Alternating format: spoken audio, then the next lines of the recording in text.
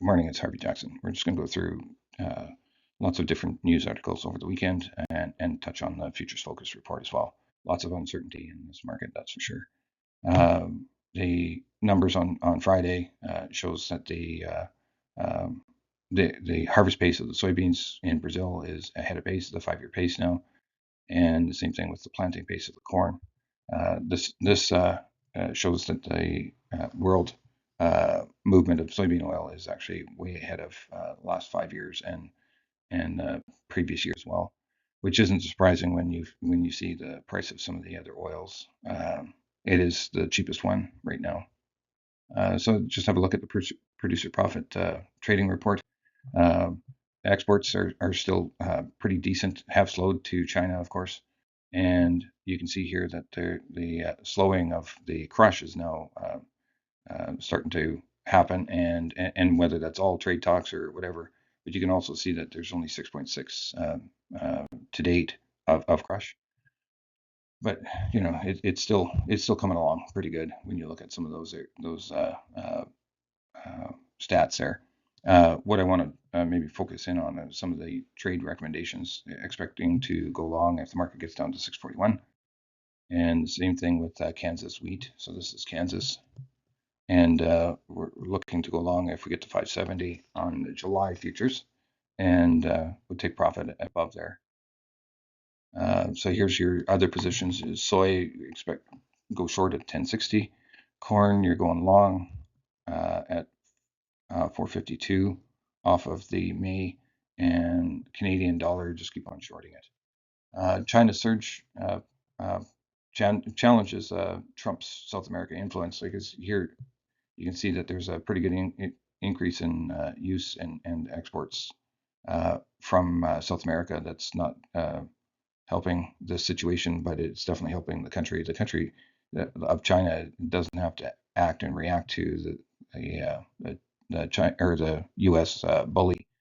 But you can see here, this article is kind of stating the same kind of thing here. You can see the amount of dollars that are just going to farm imports. So, is China going to retaliate with farm imports?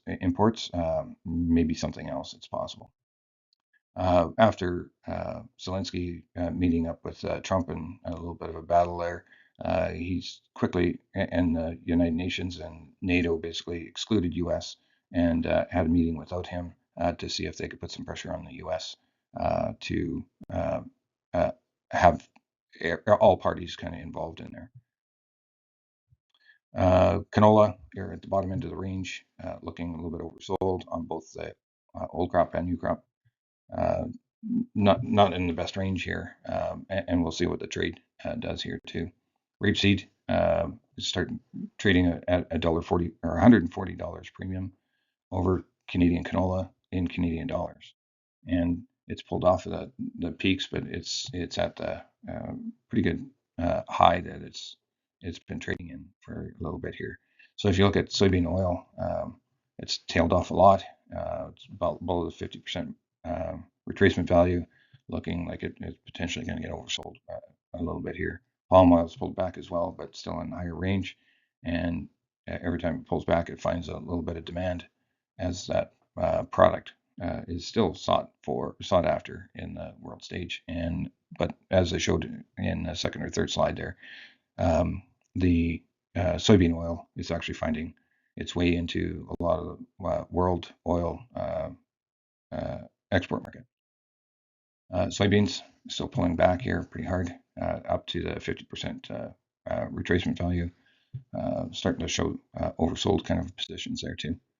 Here's just a quick look at the soy meal, which is the blue, and the Dalian meal price. And Dalian meal prices increased by 9.5% since January 1st, and soy meal is actually decreased by 5.5%, and that's one of the products that is highly sought after in the Chinese market. So, is that the one that they're going to have picked on or use as a bargaining chip? I'm not sure.